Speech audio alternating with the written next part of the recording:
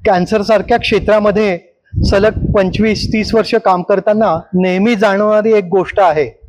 आपण कॅन्सर सारख्या गंभीर आजारांचा विचार करताना किंवा ऑटोइम्युन डिसऑर्डर सारखे मोठे आजार आहे त्याचा विचार करताना नेहमी खूप मोठे हॉस्पिटल, त्यासाठी रुग्णांना ट्रीटमेंटसाठी लागणारी सुसज्ज यंत्रणा याचा विचार केला जातो समाज व्यवस्थेत. आणि खूप छान सुरेख हॉस्पिटल सुद्धा मोठी मोठी उभी राहत आहेत किंवा त्याची संख्याही वाढते.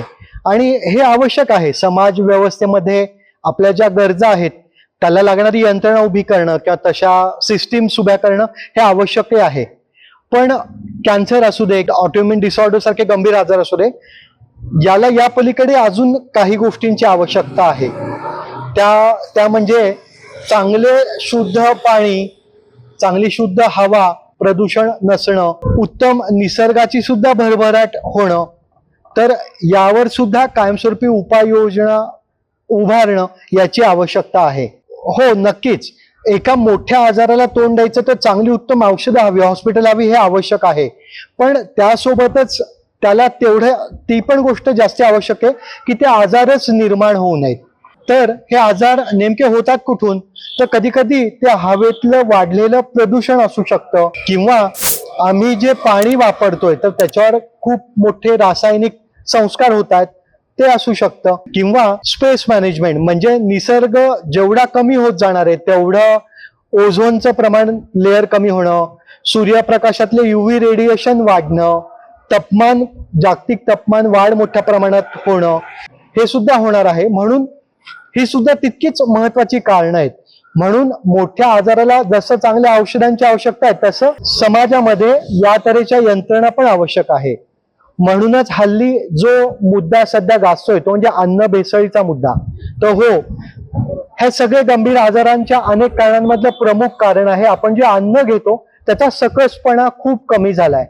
किंवा ठीक आहे, एक वेळ आपण सकसपणा चांगल्या अन्न निर्मितीने भरूनही काढू, पण मागणी तसा पुरवठा, या न्यायाला जेवढी मागणी आहे तेवढा पुरवठा करता येत नाही.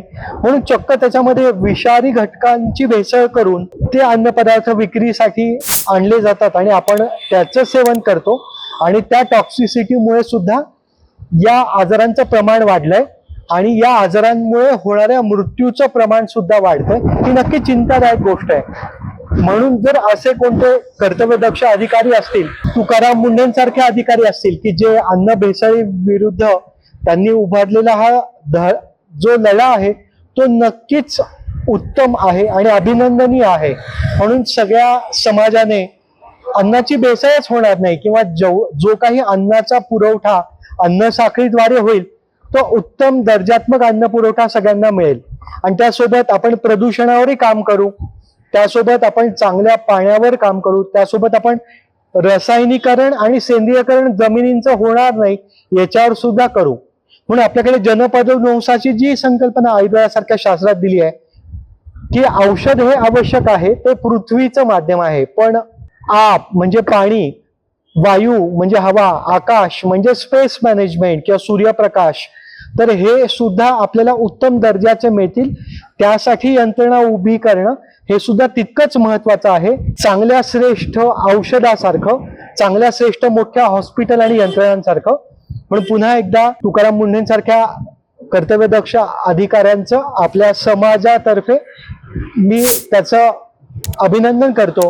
आणि या गोष्टी सुद्धा आपण याच्यावर नक्की सगळ्यांनी प्रयत्न करायला हवा.